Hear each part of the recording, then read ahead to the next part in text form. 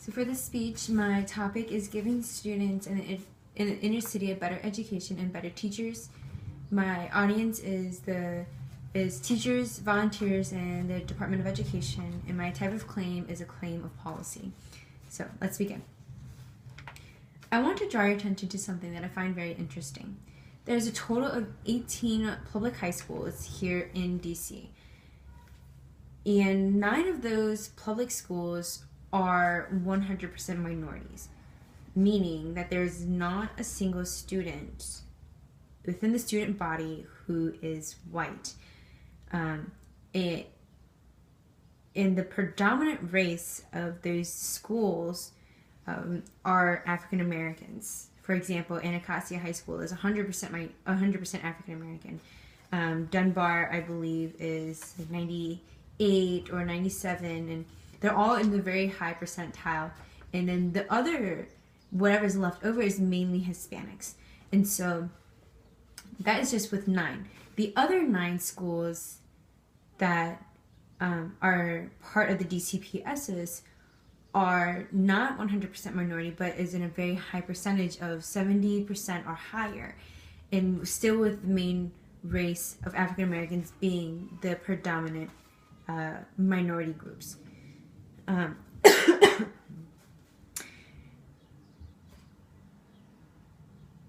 Unfortunately, though, DC is ranked for having one of the lowest schools, one of the worst school systems in the nation, placing at second following Alaska.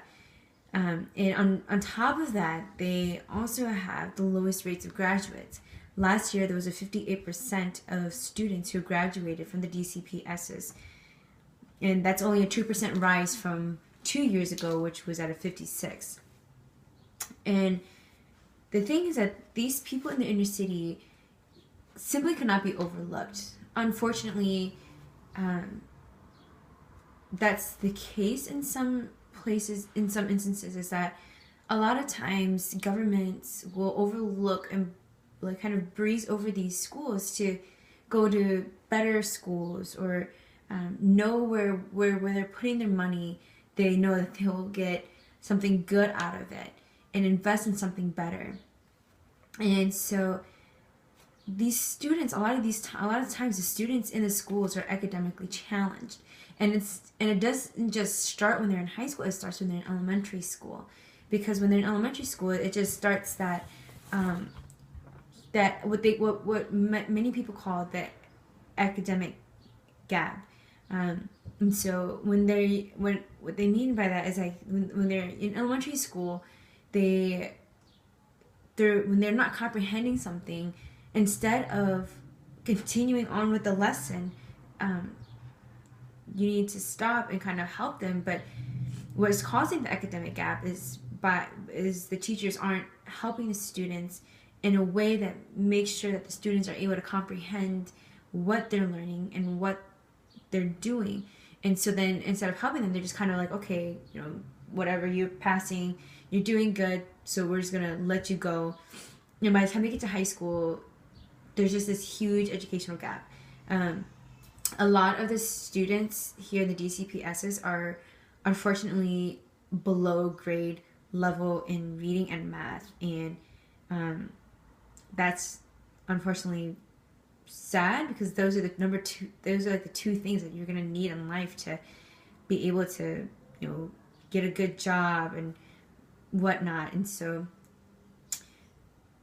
but the thing that we have to take into consideration is that the students in the inner city needs help. I don't think that many people are giving much attention to students in the inner city, because what a lot of times people do is they'll just kind of overlook and say, okay, well, they're failing, they're not even doing good, there's no hope for them anyway, so we're just going to move over here and work with these students because we know that they're going to get our money's worth, and we know that if we invest in them, they'll do good in schools. But these students over here, we're just going to leave them to themselves. And unfortunately, that's the case in a lot of inner city schools. I've heard it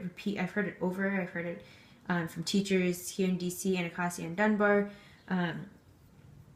And then I've heard it, for example, with my dad's story of just how the teachers were just begging, my dad's special ed teacher was just begging the other teachers to just give him a C so that he can pass and get out of the high school. And what will happen is teachers will come to the inner city schools, but then when their term is up, they'll leave the school excuse me, for something bigger and better. That's what American dream, American culture, isn't it? Leave what you have now and go for something bigger and better.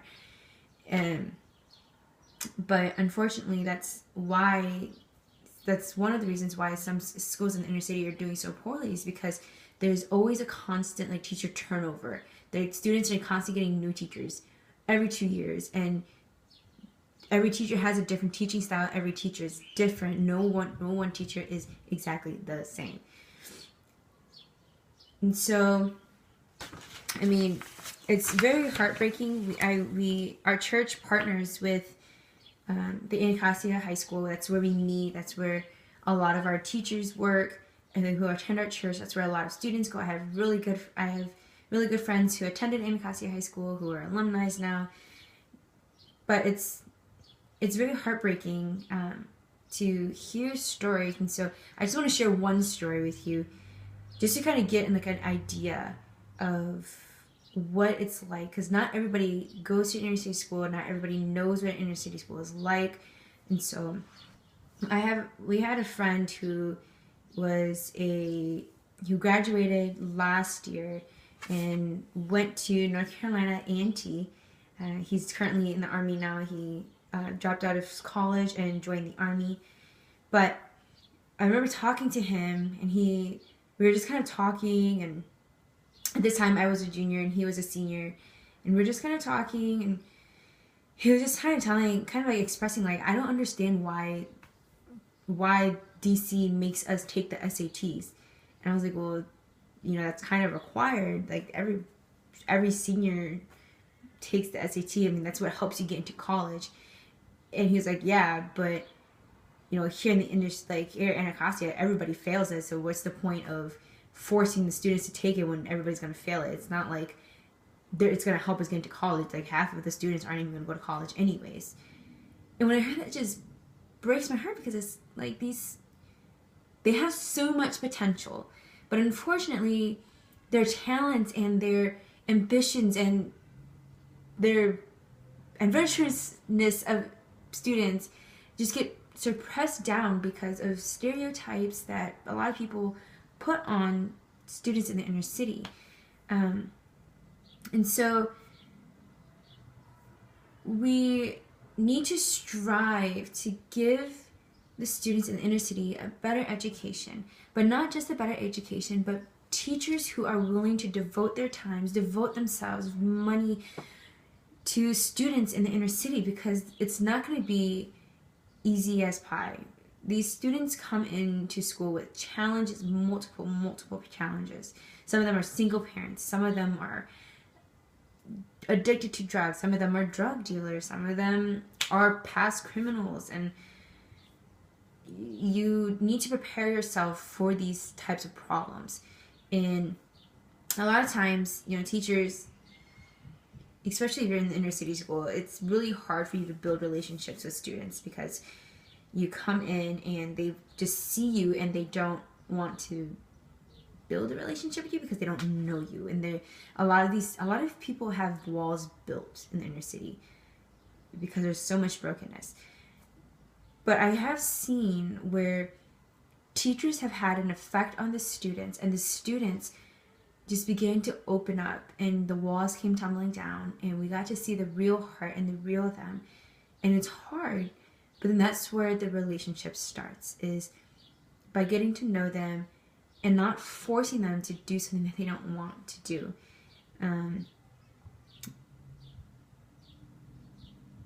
And by giving inner city schools teachers who are better equipped, will not only build relationships, but it will also help the teachers in the long run. it will help them to understand needs that a lot of times they won't see unless they're immersed in that setting. But the teachers have to be willing to take time to investigate, what we like to call investigate, the context that they'll be in. Because you can't just pick up everything in a upper class, wealthy neighborhood and then move to the inner city and drop everything. That's just not going to work, because you won't know the crime rates, you won't know the drug rates, you won't know what the main drug is, you won't know what type of gangs there are, you won't know what places to stay from. I mean, when we were first moving here to DC, we spent months researching different types of gangs, different types of neighborhoods that are worse than others, and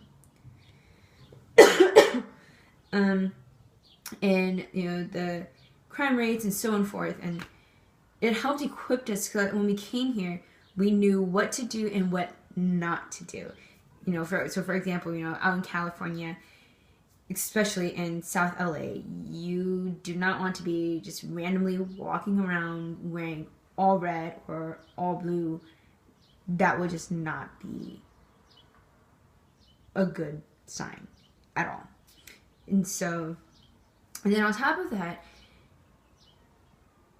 teachers can help by giving students a better education by changing their worldview. A lot of times, even when I was going to a public school, it was just bombarding like college. Like, you need to prepare yourself for college. Here in the inner city, DC only has a graduation rate of 58%. That means that there's 42% that doesn't go to school, that doesn't graduate, doesn't go to college. Yes, some will probably go and get their GED, but most of the time that is not the case.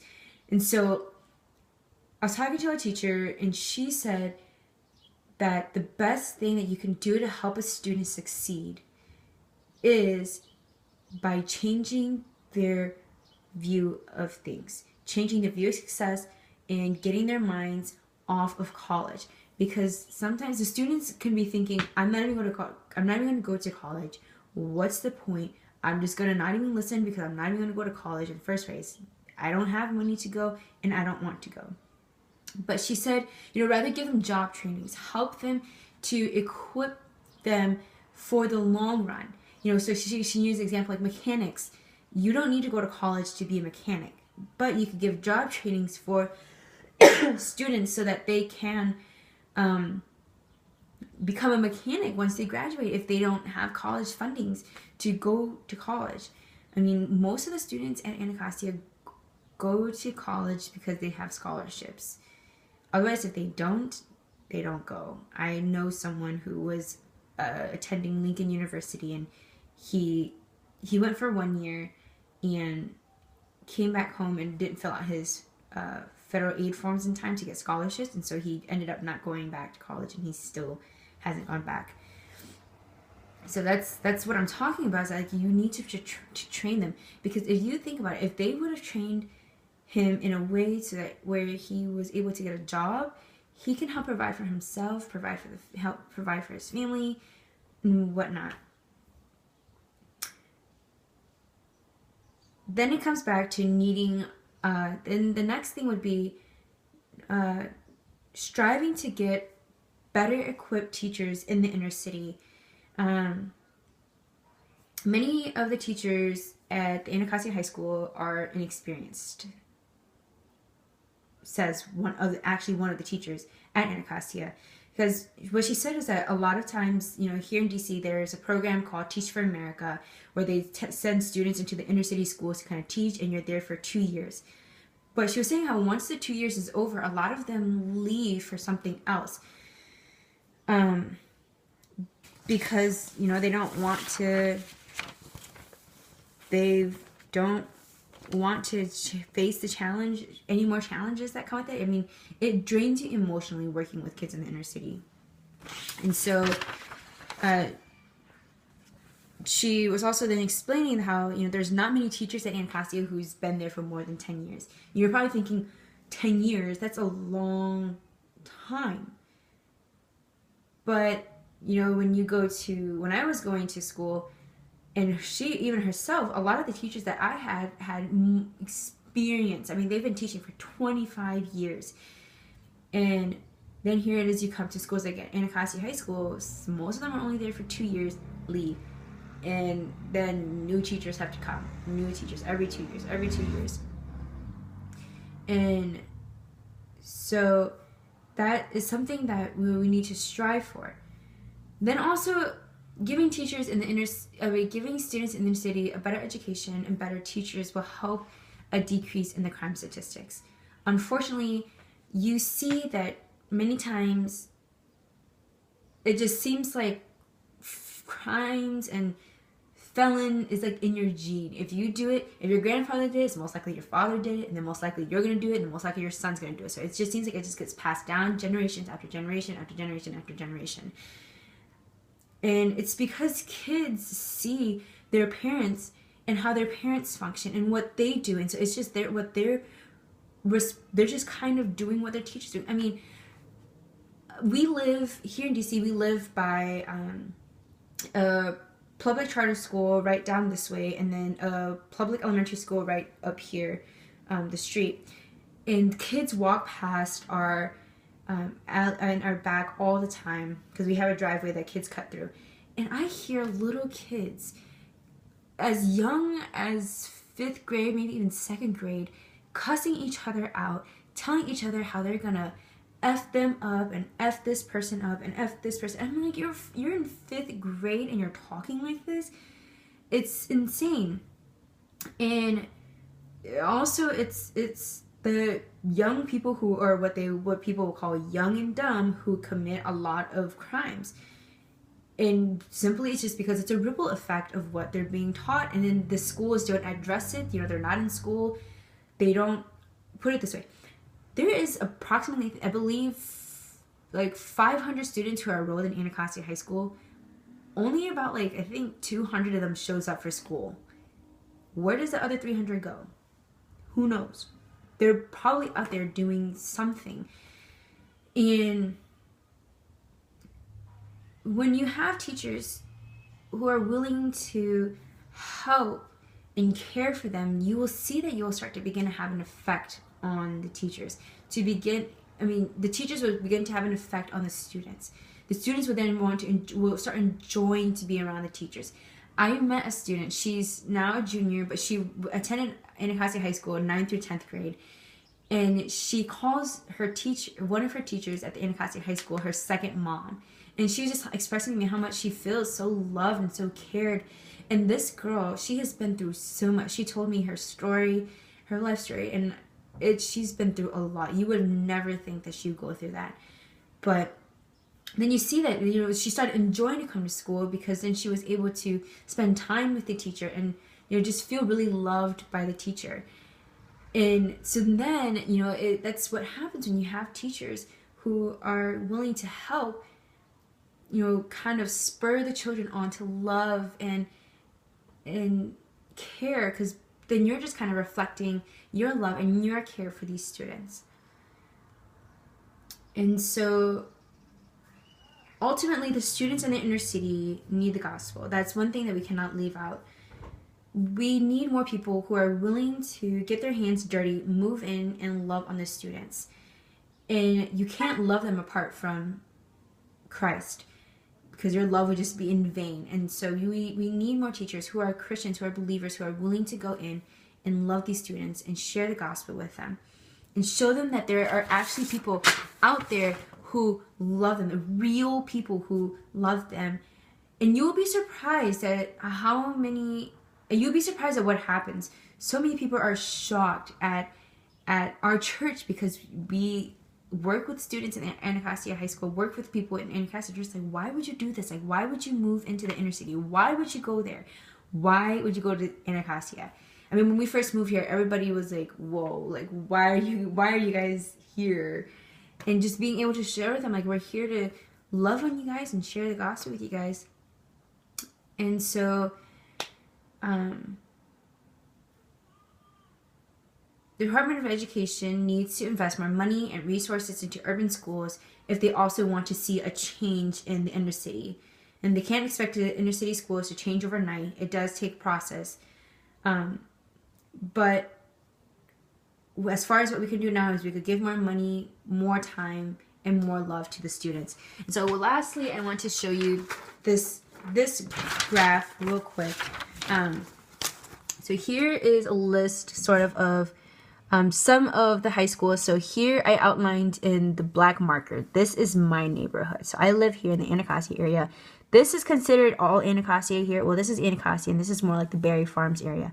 Blue and Anacostia are rival schools. I mean, they get into massive fights, shootings all the time. High school students, shootings and fights all the time. But here you can see outlined in the purple are the schools that are 100% minorities that I kind of outlined. So this is all Maryland here, and this is Virginia here. So that's what you can kind of see. And here is the graduation rates. So the dark blue is 2015, or the dark color is 2015, and the lighter colors is 2014. And as you can see, you know, here's Anacostia High School. I mean, Anacostia is the worst public schools. These are alternative schools, so they don't really count. These are schools for students who dropped out but can go back in and get their GED. So it just kind of shows you how much students in the inner city need love, need a better education, and need better teachers. So pray that the Lord would send laborers to go out into the inner cities and love on people and love on the students.